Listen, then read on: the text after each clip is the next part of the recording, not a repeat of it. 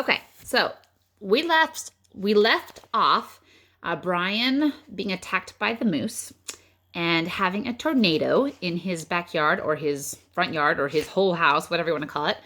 And after it was all said and done, and he probably broke some ribs because they're really tender to breathe and hurts. But he saw the tail end of the plane out in the lake. All right. So, chapter 17. He turned back to his campsite and looked to the wreckage. He had a lot to do. Rebuild his shelter, get a new fire going, find some food or get ready to find some food, make weapons, and he had to work slowly because his ribs hurt. First things first. He tried to find some dry grass and twigs, then peeled bark from a nearby birch to shred into a fire nest. He worked slowly, but even so, with his new skill, he had a fire going in less than an hour. The flames cut the cool, damp morning, crackled and did much to bring his spirits up, not to mention chasing away the incessant mosquitoes. With the fire going, he searched for dry wood. The rain had driven water into virtually all the wood he could find, and at last he located some in the thick evergreen where the top branches had covered the lower dead ones, keeping them dry. He had great difficulty breaking them, not being able to pull much with his arm or chest muscles, but finally got enough to keep the fire going all day and into the night. With that, he rested a bit, eased his chest, and then sat about getting a shelter squared away. Much of the wood from his original wall was still nearby, and up in the back of the ridge, he actually found a major section of the weave still intact. The wind had torn it out, lifted it, and thrown it up on top of the ridge, and Brian felt lucky once more that he had not been killed or more seriously injured, which would have been the same, he thought. If he couldn't hunt, he would die, and if he were injured badly, he would not be able to hunt. He jerked and dragged wood around until the wall was once more in place, crudely, but he could improve it later. He had no trouble finding enough pine boughs to make a new bed. The storm had torn the forest to pieces.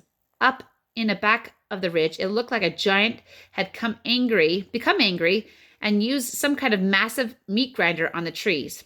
Huge pines were twisted and snapped off, blown sideways. The ground was so littered with limbs and tree tops sticking every which way that it was hard to get through. He pulled enough thick limbs in for a bed, green and spicy with the new broken sap smell, and by evening he was exhausted, hungry, and hurting, but he had something close to a place to live again, a place to be. Tomorrow, he thought, as he lay back in the darkness, tomorrow maybe the fish will be back and he would make a spear and a new bow and get some food. Tomorrow, he would find food and refine the camp and bring things back to sanity from one completely insane day. He faced the fire. Curving his body, he rested his head on his arm and began to sleep when a picture came into his head. The tail of the plane sticking out of the water. There it was, the tail sticking up. And inside the plane, near the tail somewhere, was the survival pack. It must have survived the crash because the plane's main body was still intact. That was the picture. The tail sticking up and the survival pack inside, right there in his mind as he dozed. His eyes snapped open. If I could get at the pack, he thought. Oh, if I could get the pack. It probably had food and knives and matches. It might have a sleeping bag. It might have fishing gear. Oh, it must have so many wonderful things. If I could get the pack and just get some of those things, I would be rich. So rich if I could get the pack. Tomorrow. He watched the flames and smiled. Tomorrow I'll see. All things come tomorrow.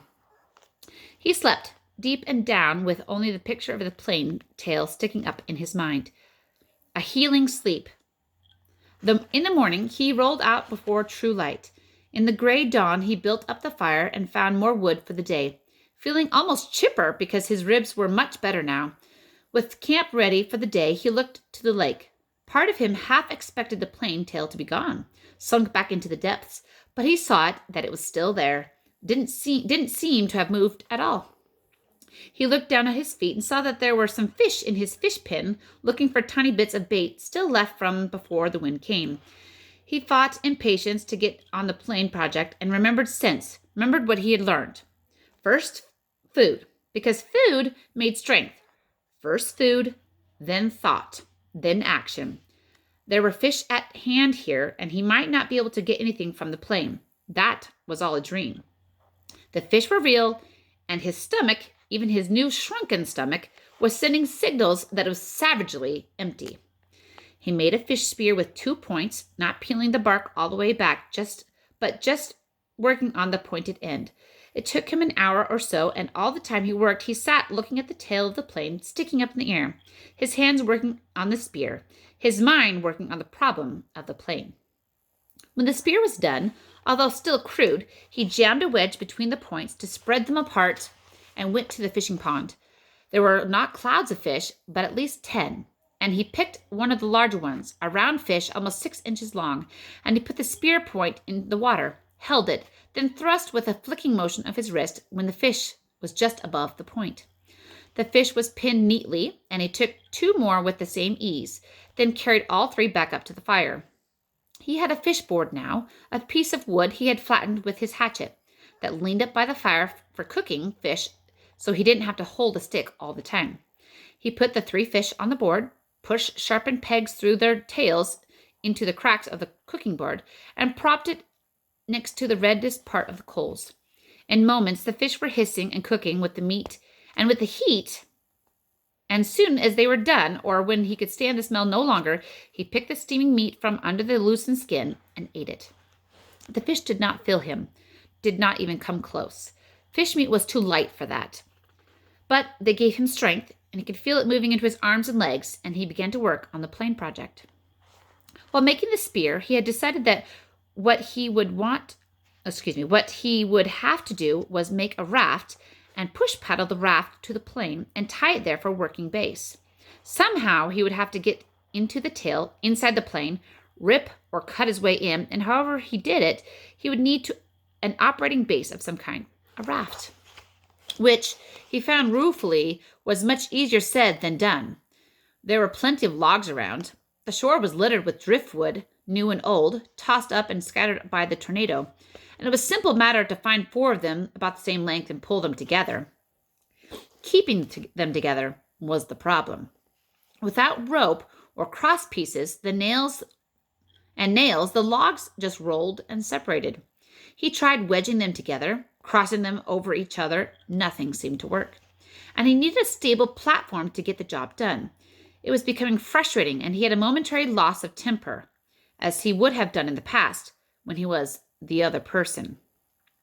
At that point, he sat back on the beach and studied the problem again. Sense. He had to use his sense. That's all it took to solve problems. Just sense.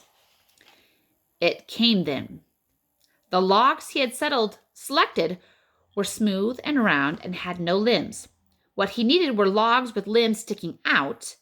Then he could cross the limbs of one log over the limbs of another and weave them together as he had done his wall, the food shelf cover, and the fish gate. He scanned the area above the beach and found 4 dry treetops that had been broken off by the storm. These had limbs, and he dragged them down to the work area at the water's edge and fitted them together. It took most of the day. The limbs were cluttered and stuck out any which way, and he would have to cut one to make another fit, then cut one from another log to come back to the first one. Still another from the third would have to be pulled in. But at last, in the late afternoon, he was done, and in the raft, which he called brush pile, one for its looks, hung together even as he pulled it out into the water off the beach. It floated well, if low in the water, and in the excitement he started for the plane. He could not stand it, but would have to swim alongside. He was about chest depth when he realized that he had no way to keep the raft at the plane. He needed some way to tie it in place so he could work from it. And for a moment, he was stymied. He had no rope, only the bowstring and the other cut shoestring in his tennis shoes, which were now looking close to dead, his toes showing at the tops. Then he remembered his windbreaker, and he found the tattered part he used for an arrow pouch. He tore it into narrow strips and tied them together to make a rope or tie down about 4 feet long.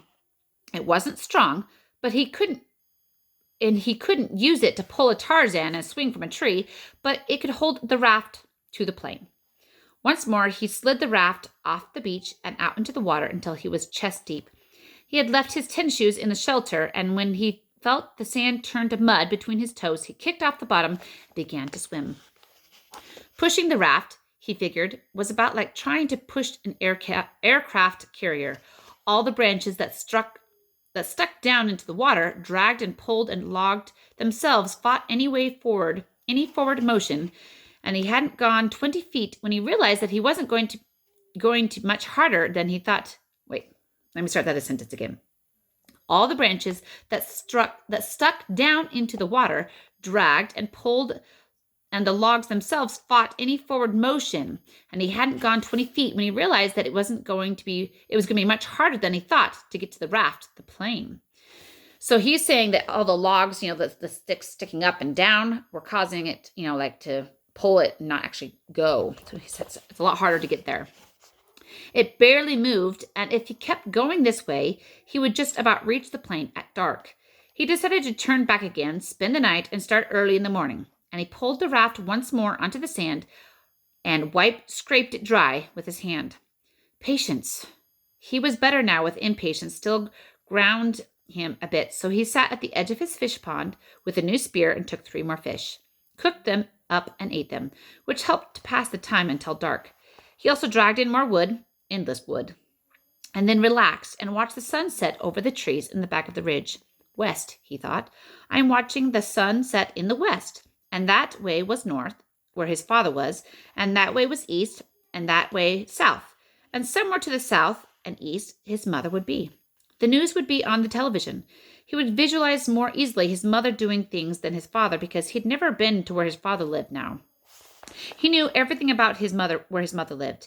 She would have the small television on the kitchen counter on and be watching the news and talking about how awful it is in South Africa, or how cute the baby in the commercial looked, talking and making sounds, cooking sounds.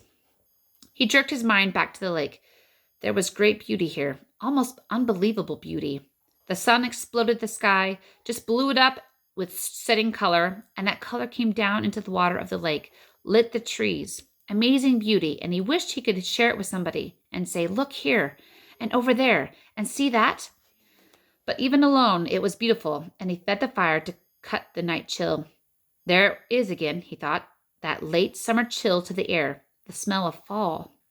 He went to sleep thinking of a kind of reverse question. He did not know if he could ever get out of this, could not know how it might be. But he did somehow get home and go back to living the way he lived. Would it just be the opposite? Would he be sitting watching television and suddenly think about the sunset up back in the ridge and wonder how the color looked up on the lake? Sleep.